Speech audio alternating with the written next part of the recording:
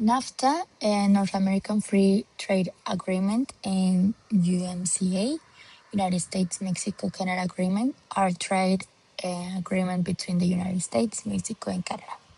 Both agreements were created to promote trade and economic cooperation among the three countries, but the UMCA include more modern rules, especially regarding intellectually property.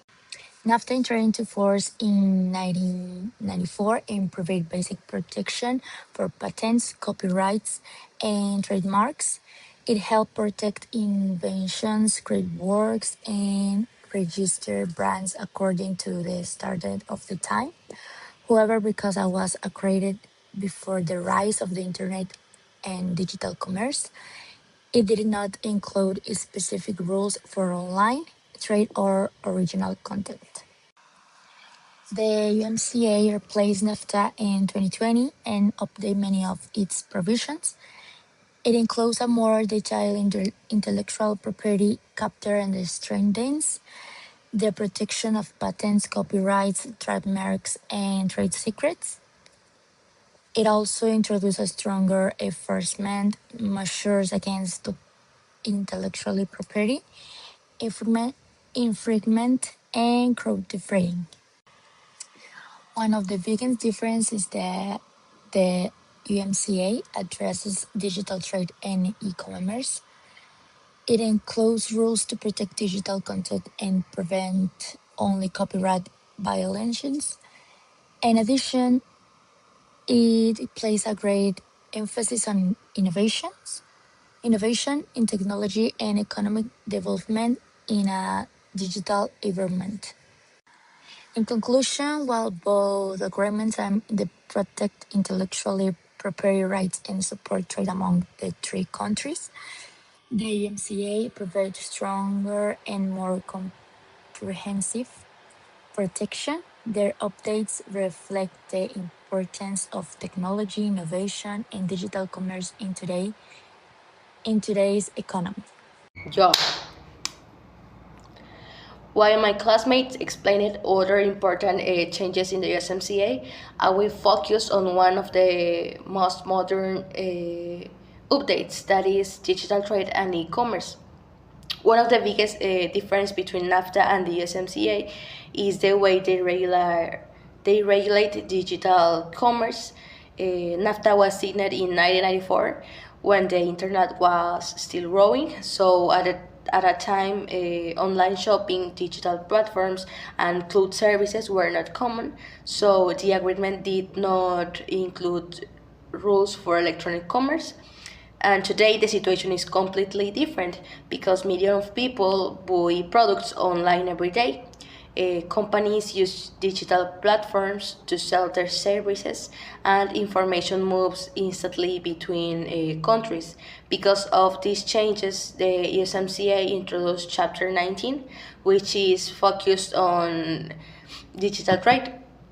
This chapter allows the free flow data in Mexico, United States, and Canada, and it also supports electronic contracts and electronic signatures, making online business easier and more secure.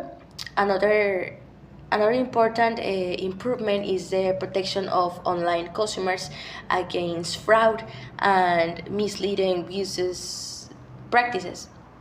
The agreement also prevents custom duties on digital products, such as ebooks, software, music videos, and mobile applications. And this helps companies trade digital products more efficiently across North America. In my opinion, these changes make the USMCA more modern than NAFTA because it reflects the way the people and the business work today. Digital trade has become an essential part of the global economy, and countries need clear rules to promote innovation, to protect customers, and support international cooperation. And to conclude, the USMCA update an important area than NAFTA, because NAFTA didn't cover it. By including digital trade, the agreement creates more opportunities for business, increases customer confidence, and strengthens economy integration between the three countries. Without these digital rules, the agreement will not reflect today's economy. That is why the USMCA is considered a modernization of NATA, not just a replacement. Thank you. Good morning, I'm Erik, and today I would like to explain my topic, which is about dispute settlements and investment in NAFTA and USMCA. This topic compares how NAFTA and USMCA solve trade disputes and protect investors. Under NAFTA, there were different systems to solve trade disputes. There was one for dispute between investors and government, and one for dispute between governments. However, many people say these systems were slow and difficult to use. In another way, USMCA improved these projects to make them faster and more effective. For investment, NAFTA allow foreign investors to sue governments through the ISDS system if they believe they were treated unfairly.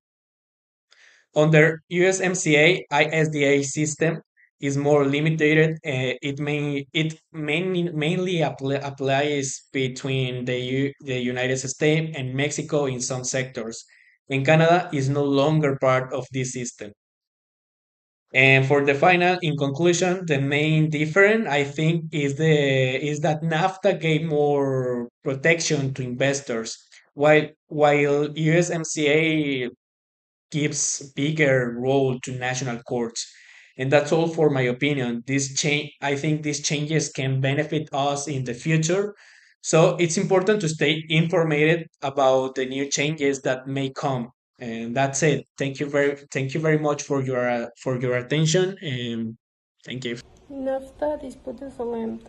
NAFTA includes Chapter 11 which allow foreign investors to sue governmentals through the investor-state dispute settlement ISDA system if they believe their investments have been treated unfairly. USMA disputed settlement Louis MCA significantly limits the use of ISDAs. It odds limited between the United States and Canada and is only available in limited cases with the United States and Mexico. Mainly for sectors such as energy, telecommunications, transportation, and infrastructure. NAFTA invest protection. NAFTA provided broad protection for foreign investors, including protection against exploitation without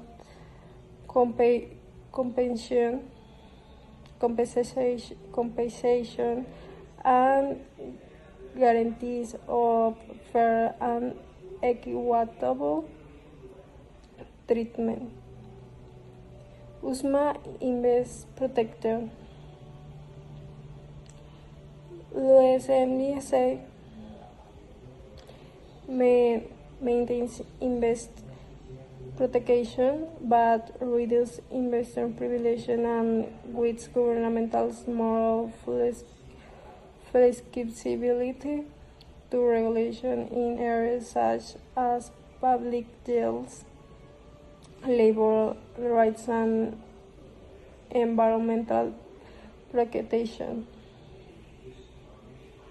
NAFTA main objectives to encourage foreign investment by providing this strong legal protection and independent dispute resolution mechanism.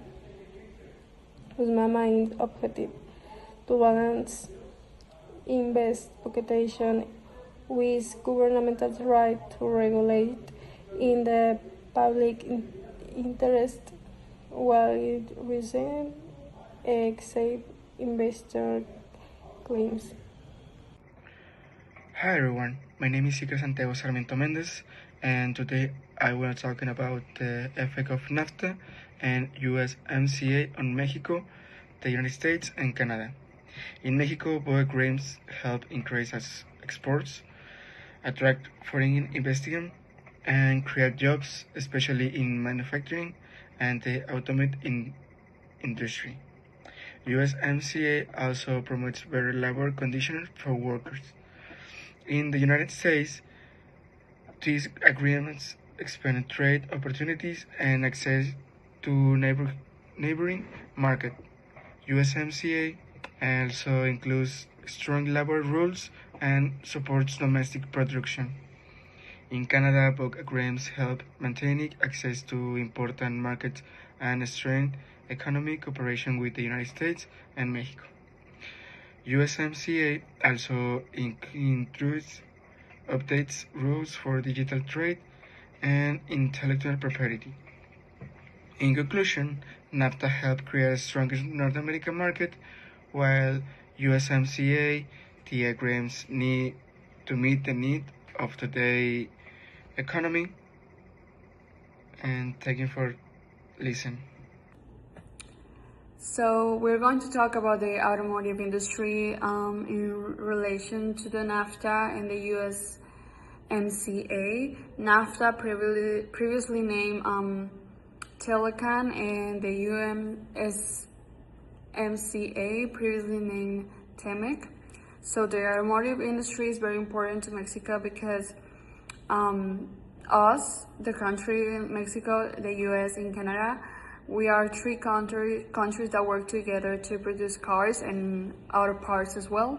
So the NAFTA started in 1994, and this helped to eliminate the tariffs on vehicles and auto parts between North America especially, and this made trade easier and encourage many automotive industries to invest in Mexico, especially because labor costs were lower and cheaper.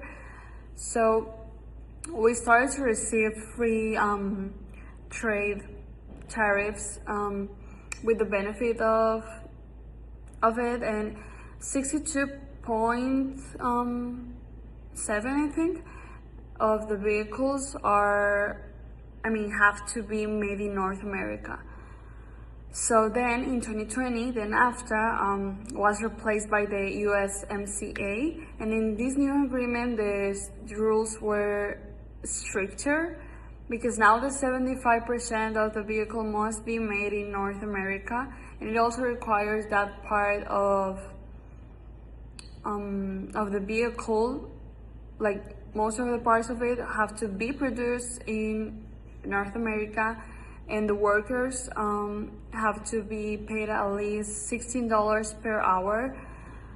And yes, as well, most parts that are made of aluminum and other components have to be made in North America as well. And for Mexico, the USMCA helped many people, and especially to maintain trade between the United States, Canada, and Mexico, and this also increased their production requirements as well. And even so, many countries are still investing in Mexico because we have very skilled and prepared people to do the job. And Mexico is also a country with a very good location, so that helps a lot. So in conclusion, both agreements have helped the automotive industry to increase and grow, but the USMCA focuses more on regional production and better labor standards.